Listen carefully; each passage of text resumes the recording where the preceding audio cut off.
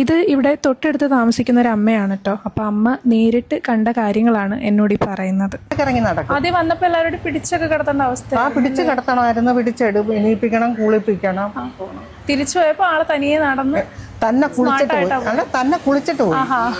തന്നെ ബാത്റൂമിൽ കയറി 1നും 2നും പോയി കുളിച്ചൊരുങ്ങി സുന്ദരിയായി പോയി. നാളെ ഒരു കാലത്ത് നമ്മളും വയസ്സാവുമെന്ന യാഥാർത്ഥ്യം ഇടയ്ക്കെങ്കിലും ഒന്നോർക്കണം. ഇപ്പോഴുള്ള യൗവനമൊന്നും എക്കാലത്തും നിലനിൽക്കില്ലല്ലോ അല്ലേ?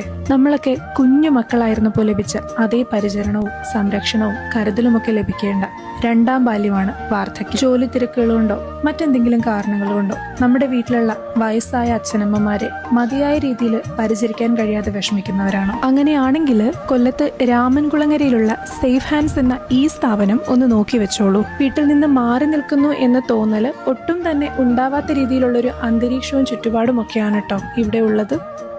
ഇവിടെ വേണ്ട എല്ലാ ഫെസിലിറ്റീസും നമ്മൾ കൊടുക്കുന്നുണ്ട്. അവർക്ക് ആവശ്യമായിട്ടുള്ള നഴ്സിംഗ് കെയറുകളും, പിന്നെ പെട്ടെന്ന് അത്യാവശ്യം വന്ന ബ്ലഡ് പ്രഷറോ അല്ലെങ്കിൽ ഷുഗറോ അല്ലെങ്കിൽ ECGയോ അങ്ങനെയുള്ള കാര്യങ്ങളൊക്കെ നോക്കണമെങ്കിൽ അതിനുള്ള ഫെസിലിറ്റീസ് ഉണ്ട്. ഡോക്ടർ കെയറിങ് വേണമെങ്കിൽ നമ്മൾ കൊടുക്കുന്നുണ്ട്.